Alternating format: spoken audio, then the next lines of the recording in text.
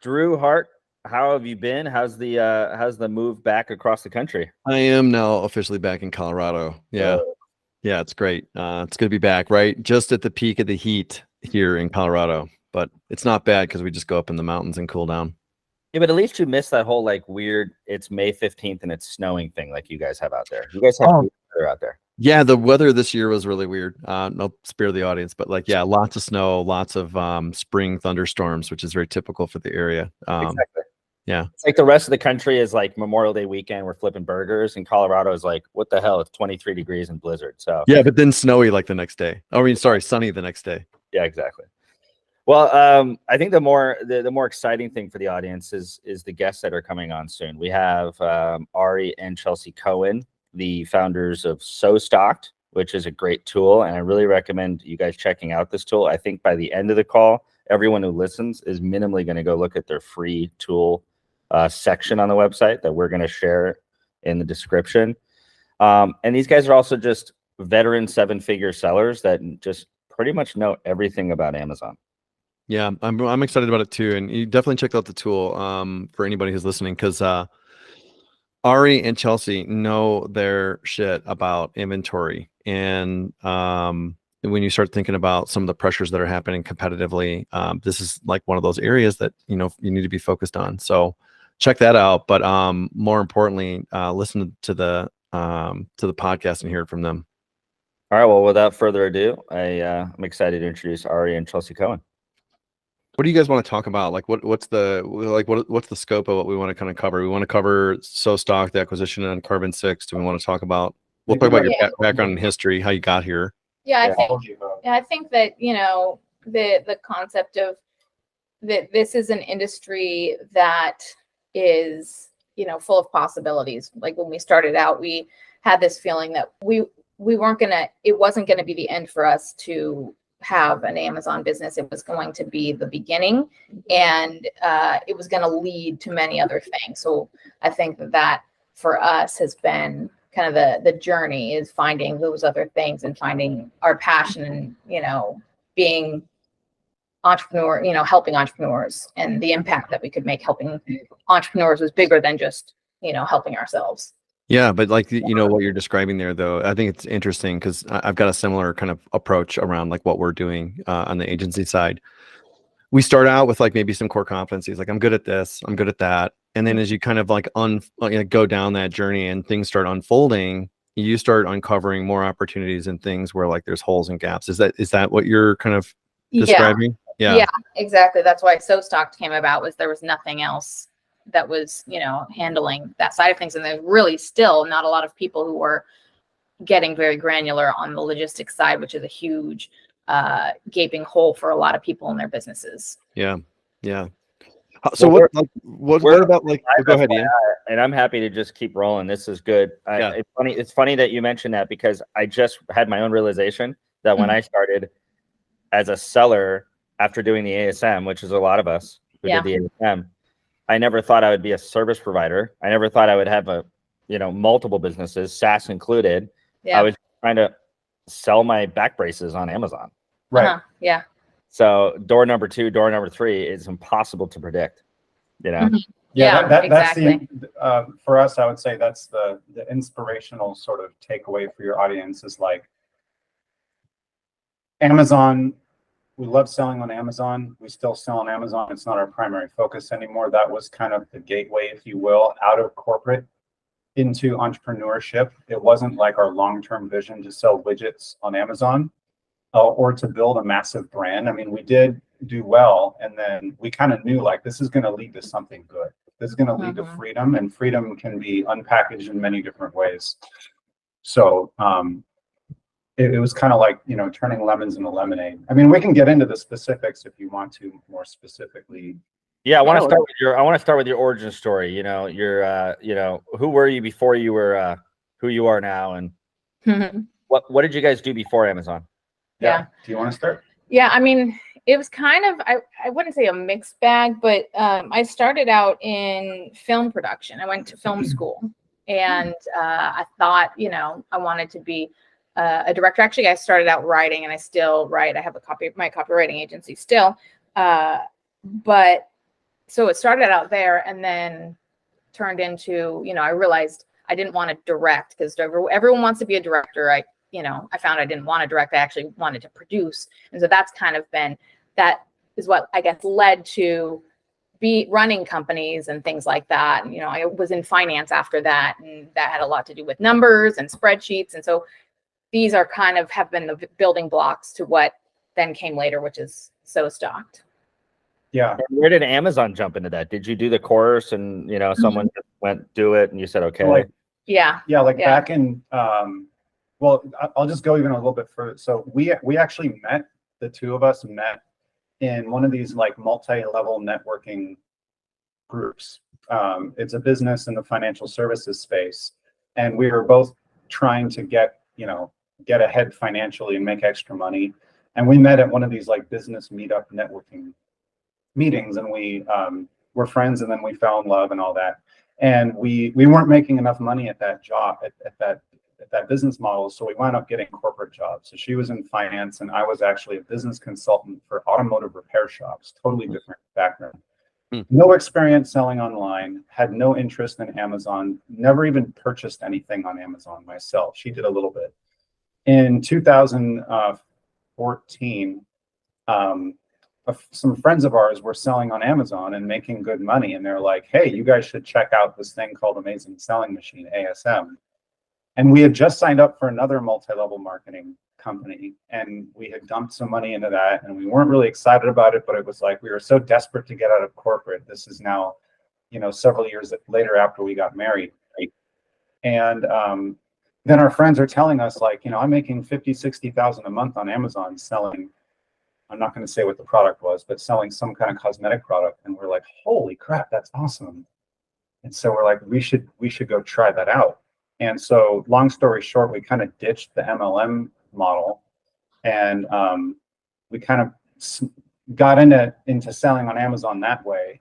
And you want to kind of tell that part? The Amazing Selling Machine. Well, I mean, at that point, we launched a product. It was successful, really kind of got into that industry. And the way the course is designed, every 6 months, they reopen the course. And so we, other friends saw us, quitting our job and, doing this thing, and decided that to join the Amazing Selling Machine course. And so we inadvertently became kind of mentors, and that became the thing that we were more passionate about even than brand building or launching products. So we worked with a lot of people, just kind of because people would reach out to us and we would volunteer. And, so that side of things started developing, I think, rather quickly, with about a year into our journey. Yeah, we always had more passion for the consulting side and helping and inspiring other business owners. Me from the business consulting background, and then we kind of do a lot of volunteer work with our church and stuff. So we like giving back to the community. We like meeting up. We like partying. We like hanging out, talking to people, having philosophical conversations. So that part of the business, we always kind of hobby horsed a little bit, and kind of spent maybe a little bit too much time just setting up websites with free content and doing webinars and coaching people. And that's where we got most of the fulfillment from the business, beyond the financial fulfillment. Mm-hmm. So that, sorry, I'll let you ask the next question. No, you're good. It's a great story. It's fascinating to hear, the details that you guys are sharing, by the way, are the ones I think the audience wants to hear about, because it starts to really put the picture together of, how does this journey kind of really unfold? And these conversations that you're having with folks, how did that shape what you're doing, with SoStocked? How did you get from, that as a starting point, you started selling, and that started to work, 50, 60K per month, those are the magical times on Amazon that everybody wishes was still around. But then you guys started to pivot. You started to pivot away from that, doing some consulting work, and then now into SoStocked. How did you get into SoStocked? It was really to solve our own problem. I was looking at my financials, and I was wondering, why did we not make as much money this year? Why did we not make as much profit? and realizing that the biggest problem that we had was inventory. We had stocked out of our bestseller for an entire month that year. We had stocked out again for an entire week.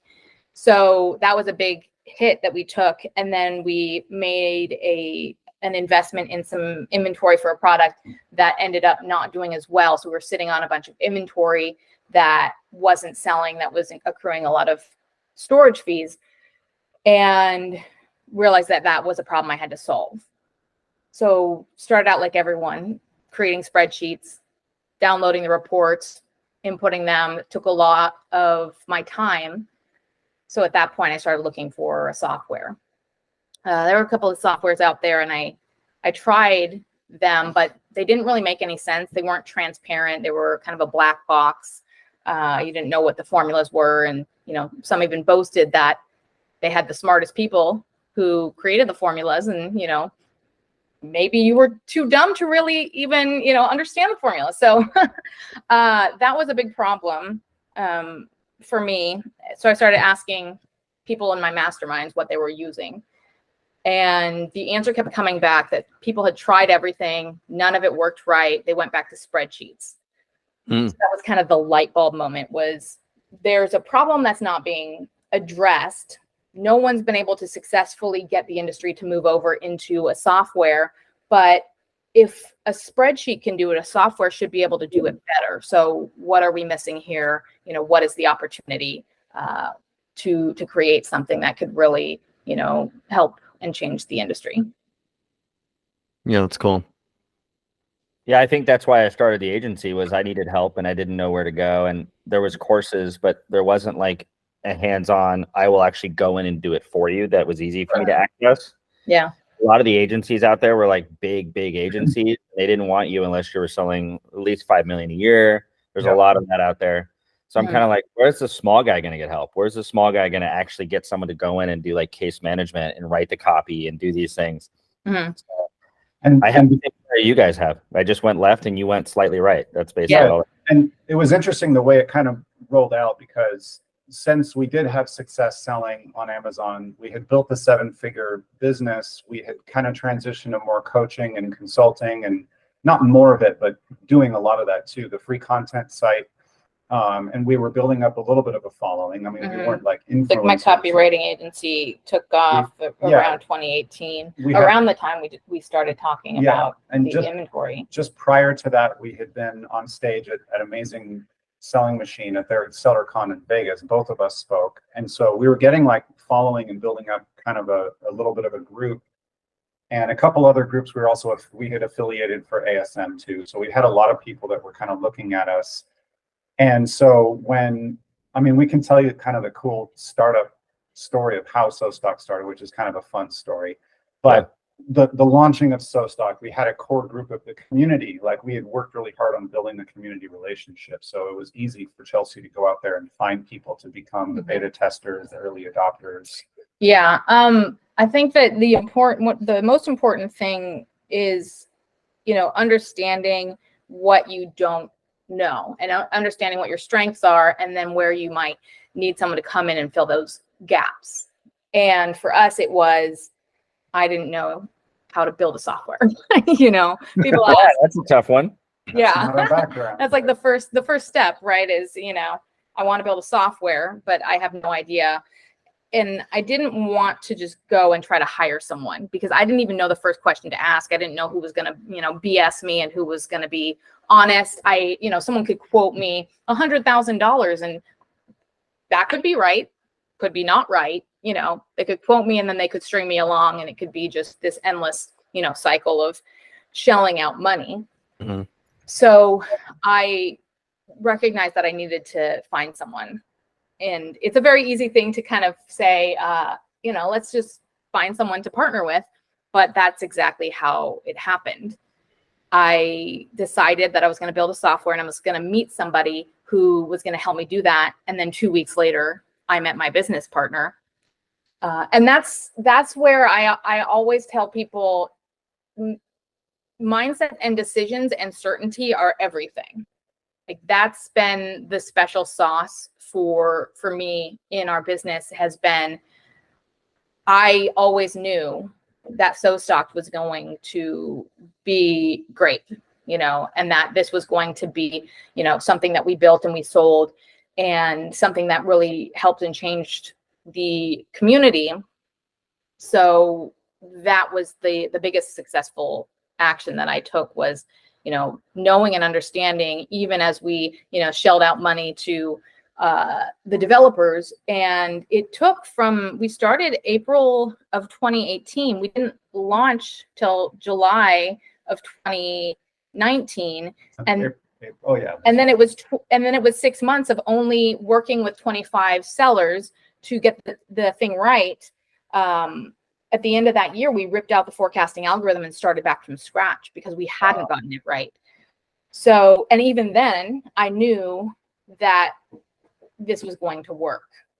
And this whole time you're still selling on Amazon, right? Yes. Yeah, Okay. we're selling on Amazon. That was our primary source of income, that and the copywriting. The copyright business. Yeah. Yeah. Well, thank And so goodness that you had your hands in multiple pots. Otherwise, SoStocked would never have happened, because most people have not absorbed that period of time. Yeah. Yeah. Because we were self-funded, you know, us as well as our business partners. We were, you know, completely bootstrapped the entire time until we were acquired. Wow. And how's SoStocked today? Like, give us the update on like where it's at. Obviously Carbon 6 acquired you guys last year, which was a huge announcement, which was really exciting. But how's it doing now, a year later?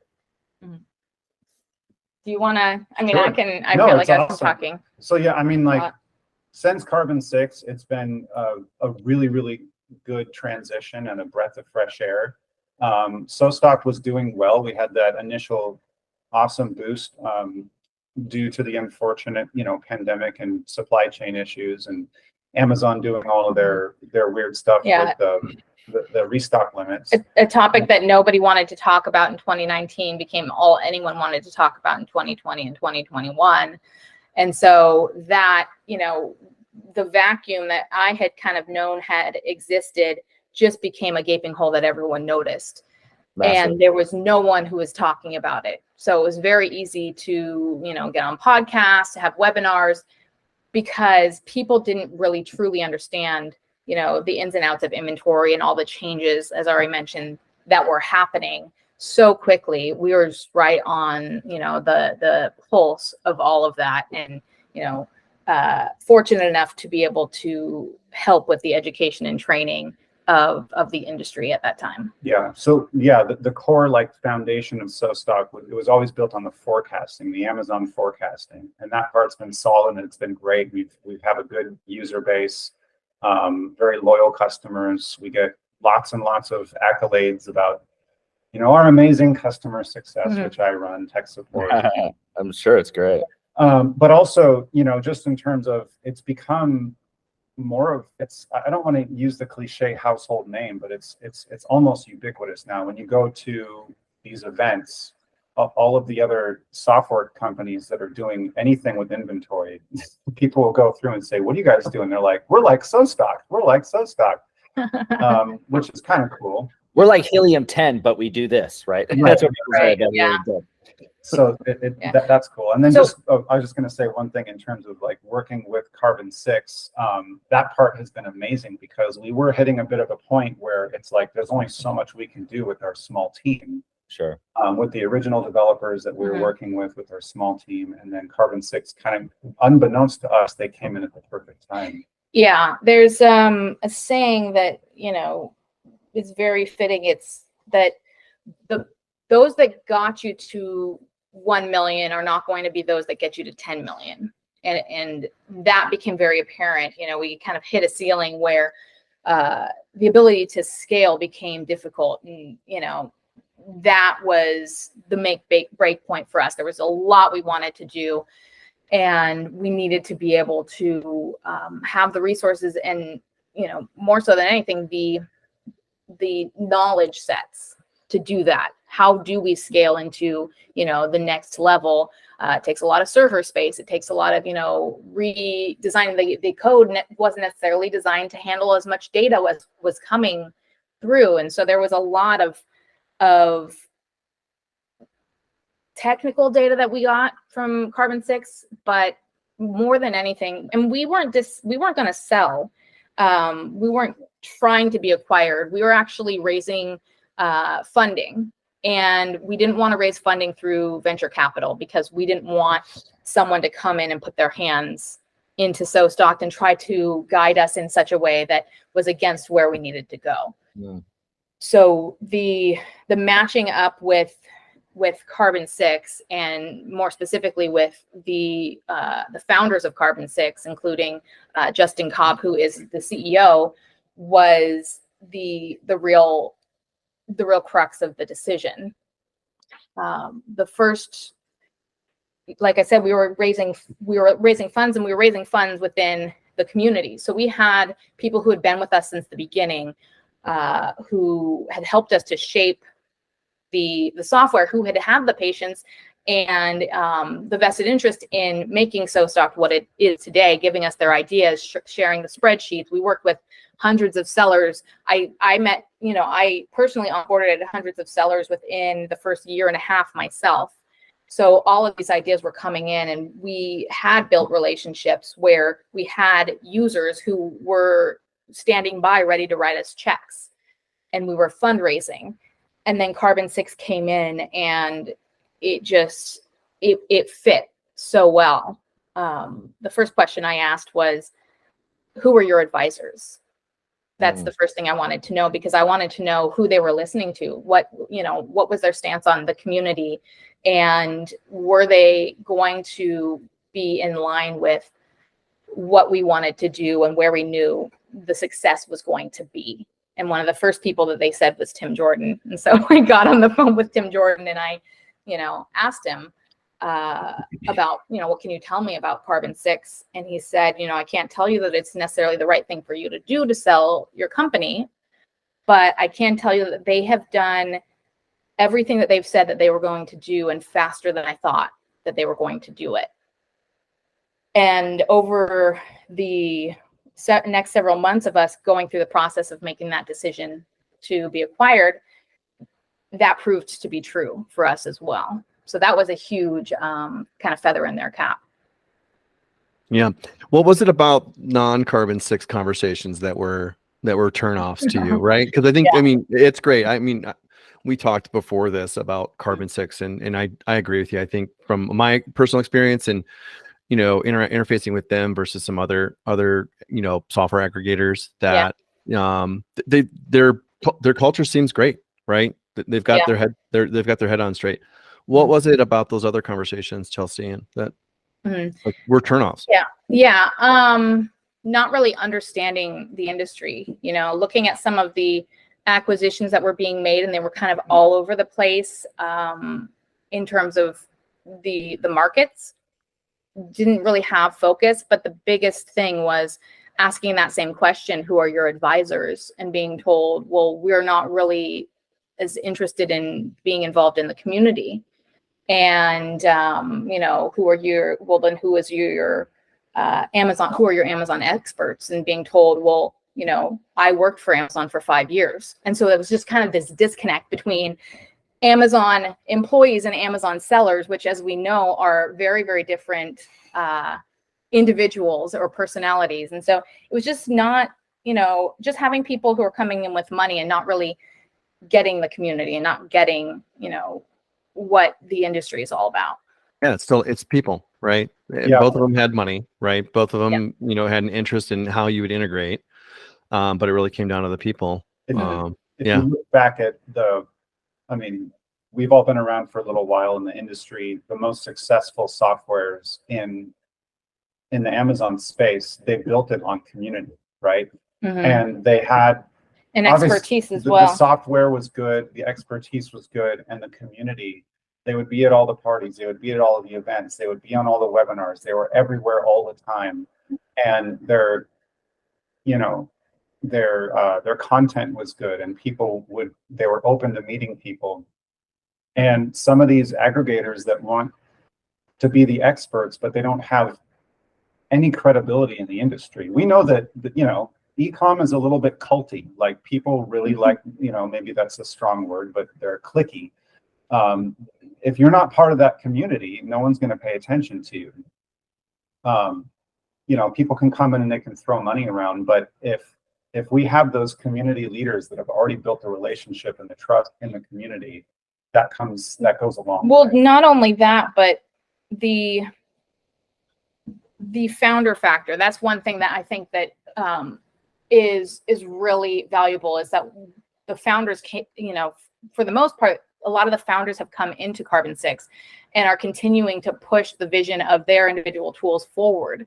I did not want to sell the tool without being able to have my vision carried out and to, have that, the community aspects and be able to provide that knowledge and that vision. So that's a big part of it, I think, is those founders. And then beyond just the founders, there's other thought leaders that have been brought in: Tim Jordan, Vanessa Hung, Casey Goss. These founders that are coming in and these thought leaders, their ideas are going into the tools. So you've got some of the smartest people in the Amazon space creating the smartest tools. So it's you're not just starting with something great and then trying to maintain that. You're amplifying that with the knowledge sets of some really smart people. Well, that's awesome, and it sounds like you guys definitely made the right decision there. I'd like to I'm jealous. I'm like, I want to hang out at Carbon. I know the culture seems fun. They probably have a ping pong table and beer on tap, but whatever. Yeah, with all the visionaries like surrounding, Yeah, just drinking beers. I want to give some advice to my Amazon community. You guys are smart. You guys have been around for 8 years in this Amazon space, and on many ways, you've written copy for a lot of products. You've been talking to onboarding your clients, and you've sold on Amazon, and you've succeeded, and I'm sure you've had failures, right? So you've been through all of it. Yeah. What do you think right now, 2023, we're going into Prime Day, summer. What do you think is the big, and this is kind of a broad question, but what do you think the big focus should be for a seller right now? I know everyone says make a good listing. I think that goes without saying, but what are the nuanced focuses that you would give advice to? Yeah, and I'll let you start. I know what my answer is. Yeah. Unless you want me to go. I mean, we're kind of maybe we're a little bit biased because we're so into inventory management, supply chain. So our answers are probably going to always lean in that direction. I'm assuming that you're talking about an existing seller who already has a product launched. Yeah, I would say the biggest audience I have are sellers that sell 5 to 10 SKUs, right? And are really trying to get it from 1 million to 5. Turn it from a business that they're making some money into an actual exitable, profitable brand. Yeah, I have a lengthy answer, but I'll give the answer that I think she's not going to give because I don't want to steal her thunder. So my answer is probably going to be more on the innovation side, not on the supply chain side. I'll tell you that when we started our business, we did the old kind of model, which was like, source from Alibaba, find a supplier, put your name on it. And there wasn't really much innovation. We actually did wind up innovating some of our products a little bit. But really look at the competition, look where the industry's going, and how can you differentiate from the other competitors on the market. If you really do want to scale and grow, you can't do what everybody else is doing and expect to be super successful. Like you can make a little bit of money for a little while, but Amazon eventually is going to push you out of the market by raising their fees. Sourcing product is going to get more expensive. Amazon's going to drive that profit margin down, especially as more sellers come in. So innovating your product, making it really different, making your brand a real brand, then you can afford to keep that margin higher. You can charge more for your products and stop trying to do the race to the bottom. Yeah. That would be my quick answer. Yeah. And what's the downside to that? Is there protection to that? Is there, hey, I was the first guy to do the handle on the thing and no one else had it, and then 3 months later China had 17 products competing. I mean, call me a pessimist, right? I've heard it all. What would you be saying to that? I mean, there's, patents and stuff that you can go looking at, doing patents. Other than that, I think always be launching is one of the ABL. Totally. Yeah. Don't rest on your laurels. We've done both. We've launched too many products too quickly, and we've sat in our laurels and just kind of rode the wave of our, one or two successful products for too long. Yeah, there's a season and a trend with products. I think being aware of that, and the death spiral is definitely a real thing. Amazon decides that it's saying that your products are sort of decreasing, and it tends to kind of nosedive those products. So you want to be having launched other products and have other products be successful before that death spiral begins to unfold. Yeah, Amazon's like a live organism, wouldn't you say? There's a lot of factors that it'll push things out that it finds that are not survival for the organism, right? It's kind of like, we know this product is declining in conversion rate. It had its heyday, but over here, this is healthier for the organism. So I'm going to push that guy out. Yeah, sure. Those are the algorithms. I think another good, just general piece of advice, and you still have the one thing you want to cover? Okay, well, I'll just make this one quick. Just so don't forget, treat it like a real business. Don't treat it like a hobby. Imagine if you were in any other kind of business model, if you were opening a restaurant or, launching a new software, whatever your business model is or was. Everybody who's selling on Amazon came from some other industry, probably. So you have some expertise in some industry that you can use as an analogy. Yeah. If you were launching a new business, you have to really treat it like a business, not as a hobby. You have to do your market research. You have to really make sure that you're not going and spending all the profit, but you're reinvesting that profit into growth. Amazon is not a passive income business, which I think sometimes you can get. I mean passive income. It's not a passive income. It's definitely a business. It's an active business, and I think that people can be led astray when they're sold Amazon as a passive income business. That is a really good point, Chelsea, because that is a big thing. I think that is a big bait and switch on these, and I don't know how much nowadays, but in 2017, 2016, when we were first starting, everyone was saying, how many ads did you guys see on Instagram? I made $100,000 a month sitting at the beach. So with their Lamborghini in the background. Yeah. Totally. Obviously you have to be smart enough to realize that you can call bullshit on anything like that in the marketplace. But I think there was a period where it was a little passive and people got a little high on that because it was actually possible. Yeah. Not anymore, which kind of opens up exactly the point that I wanted to make. Okay. Which is the focus. I think the number one focus right now needs to be profitability. Profitability is scalability. That side, it's interesting to have seen being so marketing focused. We used to call ourselves internet marketers. Now we call ourselves brand builders, but we weren't raised. The industry wasn't raised up on having a holistic business. It was very marketing focused. 2020 made us inventory focused. We shifted. So there's like a general progression. There's three pieces to a business. There's marketing, inventory, for an inventory based business, marketing, inventory, and finance, right? Cash flow, profit. The progression has been very, very marketing focused. We're starting to become inventory and supply chain focused. And that has been a crash course for obvious reasons. Now we're graduating into profit, into cash flow. Scalability is directly tied to all of those things. And if one piece fails, then your entire business fails. And we're in a, what do we call a bull market? We're in a bull market right now. I think that's the term. Depends who's asking or who's. Yeah, exactly. Yeah. That's a loaded question. I mean, in the Amazon right now, space, we're really, we're really having to force a lot of things. We're having to, it's not, the sun is not shining anymore, right? Right. So we need bear market would be. Oh, it's a bear market. Okay. Yeah. Okay. Yeah. See, I knew it was one of them. It was one of them.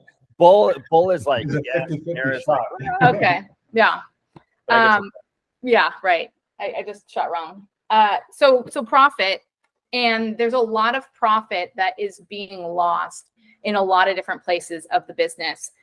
And, that has been a huge focus for us, is helping people to uncover that profit. Stock outs is an obvious one. We can tell, we know that we're hurting when we have a stock out.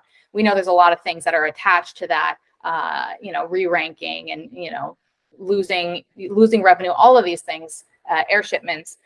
But there are the silent profit killers, as I call them, those parts of the business that you don't factor in, right? Everyone knows their landed cost generally, but they don't play out the scenario of if a product is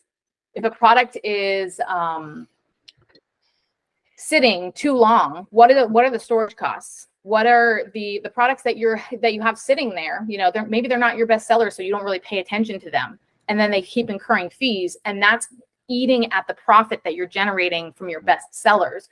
So the silent profit killers are really the pieces of the business that are getting that are killing you, right? Wow. We're talking about things like resizing your product so that you fall into a lower size tier with your fulfillment fees, with your storage fees, recartoning, repalletizing, so that you have less pallets that you're paying for, less cartons that you're paying carton fees on. All of these pieces of your business that you really need to dive into, that a lot of people aren't going to, and your competitors probably aren't going to, can give you that edge to scale. Mm-hmm. People are always worried, like she was talking about understocking or stocking out. What about overstocking? Yep. People a lot of times lose track of their slow selling product or their overstock on Amazon. And Amazon just recently raised their fee structure, of course, where they do it every year. It's no surprise. And now they've got, you've got monthly storage fees, you've got overstock fees, which is 90 days plus, and now you've got long-term storage fees, which is 180 days plus. And it's literally 3 different fees stacked on top of each other. We call it the fee stack. And it's actually even worse than that. I mean, if you look at the history of, 2020, 2021, 22, and, to where we're at now, we've had a lot of changes. We had restrictions before, we had restock limits. That has shifted finally. But, you had dimensional weight fees, and that put people into a higher fee tier. And that had the ripple effect across a lot of different parts of the business.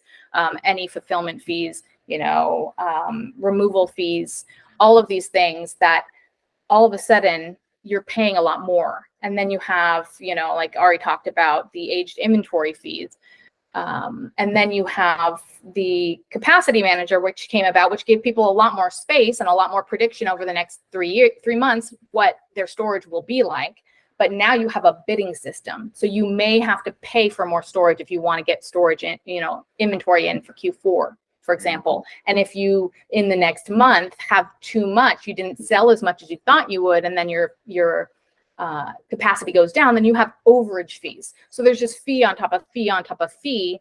I actually wrote a white paper with Vanessa called the Amazon Fee Stack, which I can share the link with you in the show notes, but going over every single one of those fees and explaining it, because Amazon does not make it very easy to understand those things. Yeah, we will definitely share that link. That'll be a hot topic. All this to be said isn't to like blackpill anybody or put, to take the wind out of your sails. Like, the silver lining on all this, going back to what I was saying earlier, is that if you treat your business like a real business, not a hobbyist, not a get rich quick scheme, but a real business, this is going to push a lot of would-be get rich quickie type mindset sellers out of the market. Who wouldn't pay attention to these things because they're passive. They can't afford, because, if you're selling a super low margin product and you're doing the race to the bottom game of selling widgets by stamping your logo on there, your lifespan on Amazon is already pretty short. And then on top of that, trying to manage all these different fees and the logistics of it all, it's really, really tough, which is good for you if you're a serious business person and you want to actually build a brand. You know what I really like about what you guys are saying? I'm just kind of tying a couple dots here together. Yeah. So you're really big on the community, right? And like your focus on partnering with Carbon 6 was, foundationally predicated on that. There's more to it than that, but that was a big component. Yeah. Then you think about like what you just took us through, Chelsea, is like, there was this marketing focus, then there was this inventory focus, and now it's a profitability cash flow focus. Yeah. each of those phases, I've been part of, as a seller, I've been part of those phases. Ian has too. Each of those have required sellers to sharpen their pencils in each of those categories, right? They just had to get smarter and more sophisticated. And to your point, like that, big marketing continues to be a big focus for a lot of sellers, right? Because it's how you sell. Well, when you start looking at the P&L statement and you start getting into like, well, how am I going to get that extra 1% of profit? It's this guy, I was looking it up over here. I just heard about him, Dave Brailsford. He's a cycling coach. It's focused on 1% incremental change, but he goes and finds it in all these different places. And, you know, if you're kind of taking like this Amazon fee stack and everything you're talking about with the inventory, it's like when sellers are thinking about trying to take that fee stack and make it shorter, it's like, do I vacuum seal? Do I look at my pallet? Do I look at the units that go in each of the box that go into the pallet? Do I not use pallets at all and just fill an entire container and send that into Amazon? It's not that sellers are ignorant. They just have a lot going on. So for them to think about these things, now you tie in this community piece on like what you're sharing and how you're sharing. They just need to be thinking in that direction, and they're capable of doing it. So it's not, I don't think it's like hard. It's definitely more complexity, but I don't think it's more difficult. It's that I don't necessarily know that I need to be focusing on that at this point in this time. And if I did, what's the impact? And I think that's what's great about what you guys are doing is you're really kind of shedding light on all that.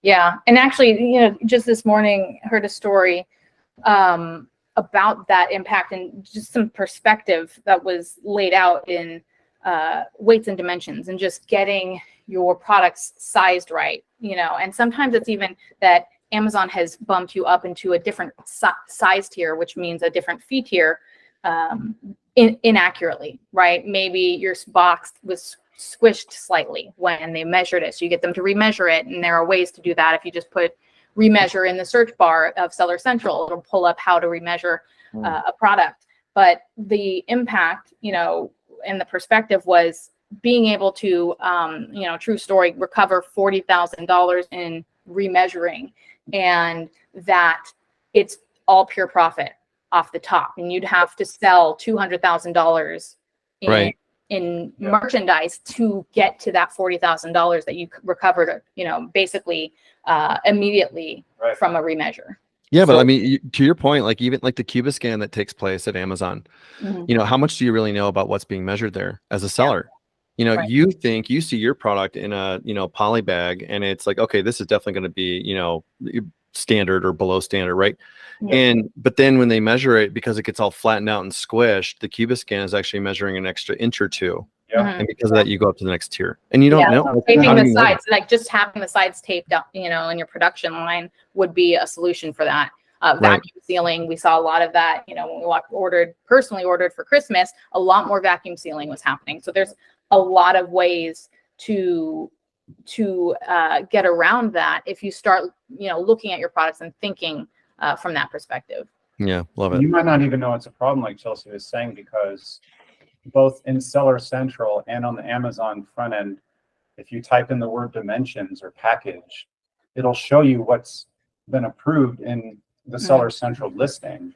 But that might not be what Amazon's actually charging. And a couple of tips. So the two things that you can do that are pretty easy: download your fee preview report. So that's reports, you know, fulfillment.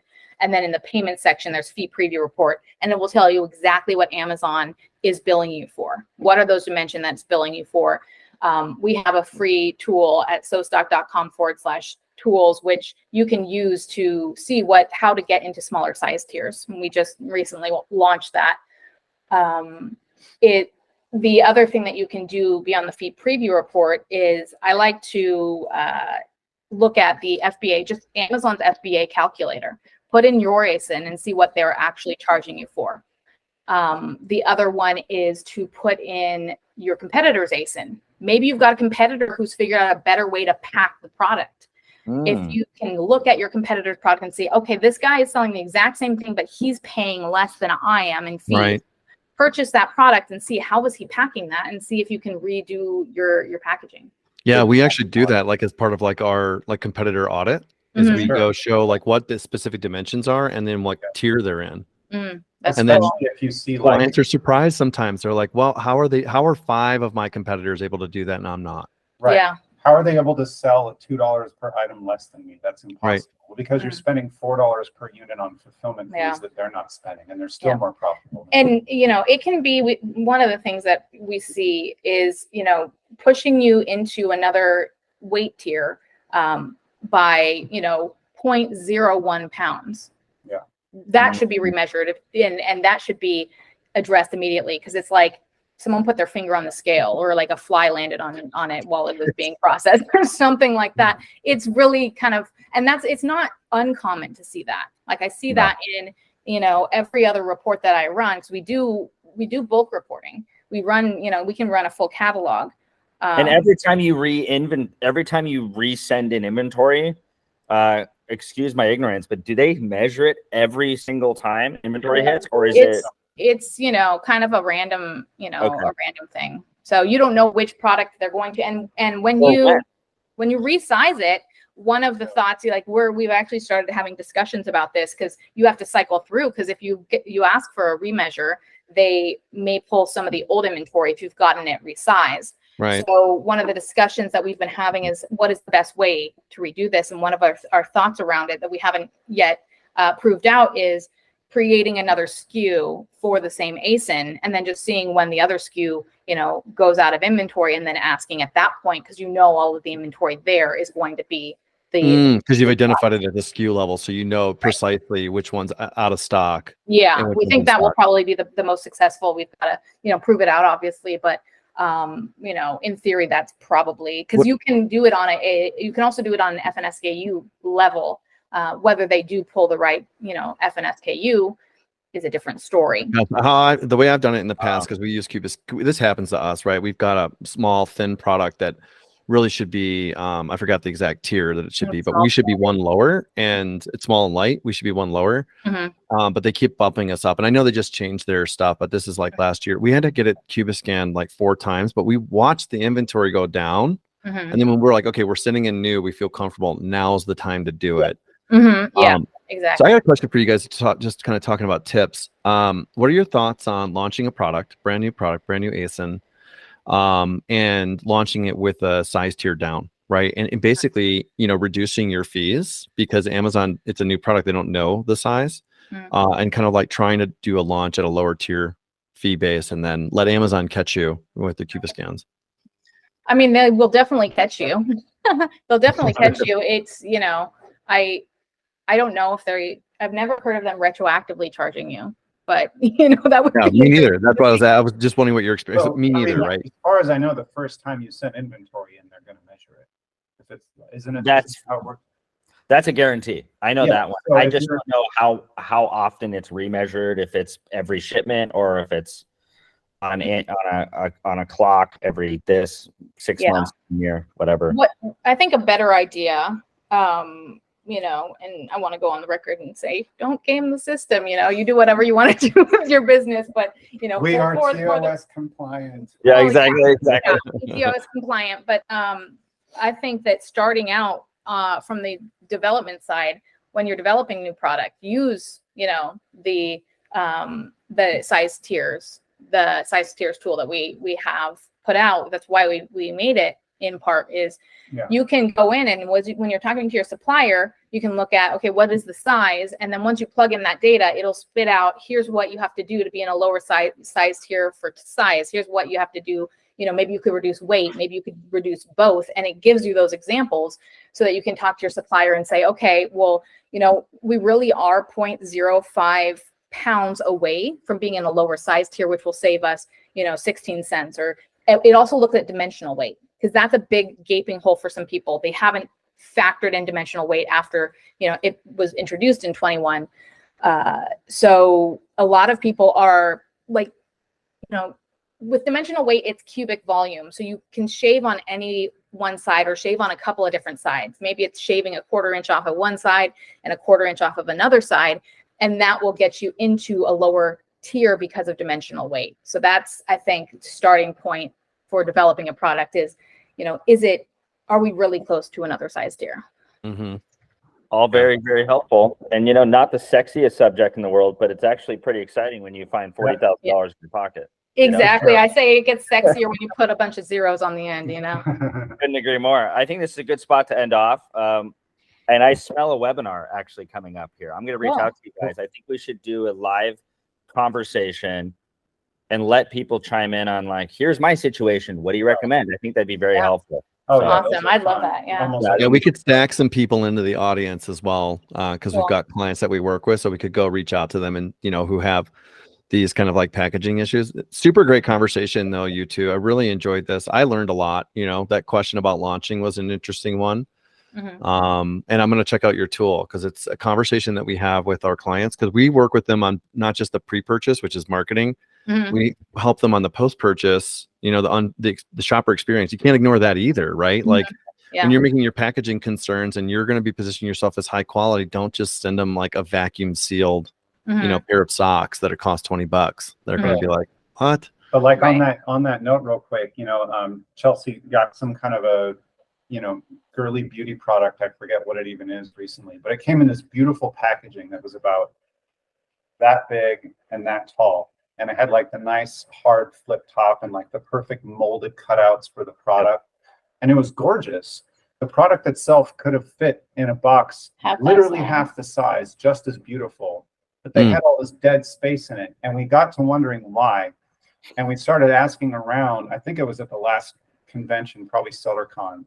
It turns out that a lot of these suppliers, they source their packaging from packaging companies that have standard sizes. Well, that's also the carton sizes too. Yeah, but the carton, a lot of the packaging too. So like that might not even occur to your supplier that, well, we can't really get a smaller package because they don't make it like that. Well, if it can save you $2 or $3 per unit on FBA fees, couldn't you afford to pay them, 15, 30, 50 cents a unit for better packaging? And they would make some money. So get it custom made.